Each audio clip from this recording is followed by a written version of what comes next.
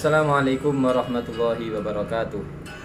Sahabat Al-Quran yang dimuliakan Allah Subhanahu wa Ta'ala, kita akan bertemu dengan seorang tokoh yang kisahnya bersama Al-Quran sangat luar biasa.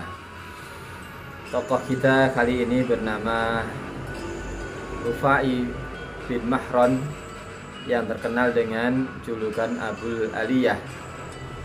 Beliau asli dari Persia dan termasuk orang yang ditawan oleh kaum muslimin ketika terjadi penaklukan Persia, hingga akhirnya beliau masuk Islam dan beliau menjadi seorang tokoh yang hidup pada masa tabi'in, dan luar biasa beliau terkenal sebagai orang yang sangat dekat dengan Al-Quran, termasuk orang yang dekat dengan hadis hingga disebut muhaditsin, bagian dari orang-orang yang mempelajari dan meriwayatkan hadis. Kedekatan beliau dengan Al-Quran terekam pada satu suasana yang sangat menegangkan, saudaraku sekalian. Jadi dalam sebuah medan pertempuran, beliau mendapatkan satu penyakit yang menyerang kakinya. Penyakit ini kalau tidak diamputasi maka akan menjalar dan merusak saraf-saraf anggota tubuhnya. Maka satu-satunya solusi yang direkomendasikan oleh tabib adalah mengamputasi kakinya. Setelah disampaikan kepada beliau, didiskusikan, terjadilah kesepakatan beliau siap untuk diamputasi. Maka sang tabib menawarkan satu minuman yang sekarang obat bius lah gitu ya, agar tidak terasa ketika nanti dilakukan proses amputasi. Oleh Abul Aliyah, beliau tidak bersedia untuk meminum obat itu. Cukup bagi beliau, katanya, datangkan kepada saya orang yang bacaan Al-Qur'annya bagus. Maka suruh dia membaca di dekat saya. Nanti kalau kamu sudah melihat wajah saya menjadi merah, pandangan saya terlihat ke atas, maka laksanakanlah amputasi itu. Nah, betul saudaraku sekalian, didatangkan seorang yang bacaan Qur'annya bagus. Abul Aliyah mendengarkan dengan seksama, tenggelam dalam tadabbur Al-Quran, sampai ketika sudah dilihat wajahnya memerah, tenggelam dalam tadabbur yang luar biasa. Maka tabib itu melaksanakan tugasnya, kakinya dipotong dan kemudian dibersihkan sampai kemudian dibalut kembali. Dan setelah selesai tugasnya, setelah selesai proses operasi itu, dihentikanlah bacaan Al-Quran dan terlihat Abul Aliyah tidak merasa kesakitan sama sekali. Dipeganglah kaki yang diamputasi tadi, kemudian beliau berbicara kepada kaki itu, "Hai kaki, kalau nanti di akhirat Allah bertanya kepada saya, apakah aku pernah memanfaatkan kamu untuk berjalan ke tempat maksiat selama 40 tahun ini?" Maka saya akan menjawab, saya tidak pernah. Nah, inilah saudaraku sekalian, satu inspirasi yang luar biasa dari Abul Aliyah. Artinya hikmah yang bisa kita ambil, kondisi seperti ini tentunya harus dilatih.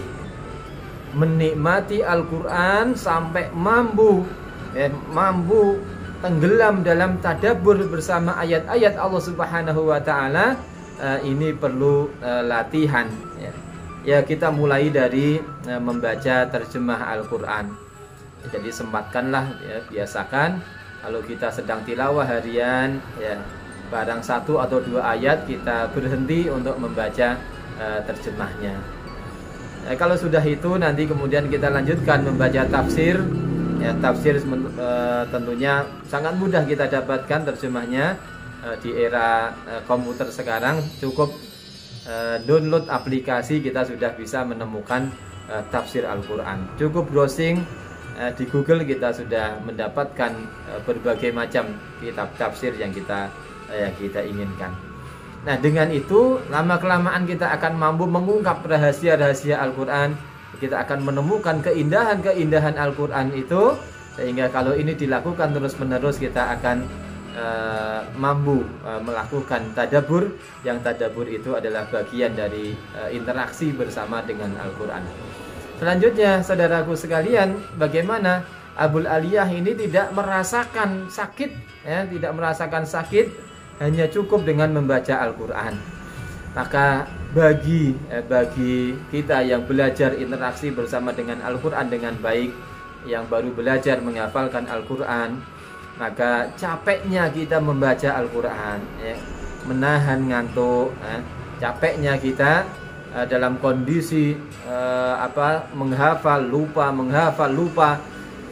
tentunya ini belum apa-apa, ya, belum sebanding kalau dibandingkan dengan sakitnya diamputasi kakinya.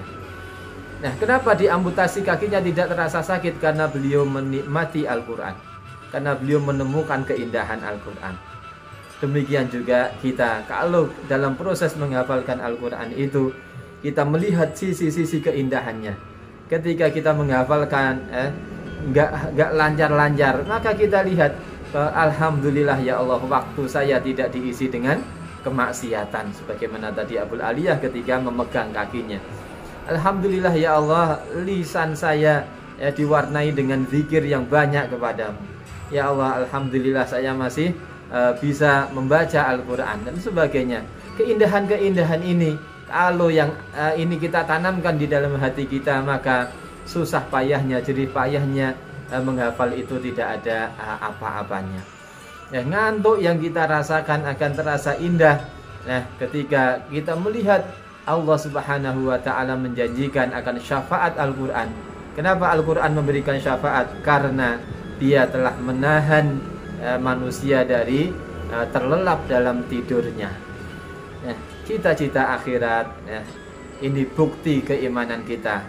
Maka ini yang harus menjadi landasan kita berinteraksi bersama dengan Al-Quran, sampai kita menemukan keindahan demi keindahan yang dijanjikan Allah Subhanahu wa Ta'ala.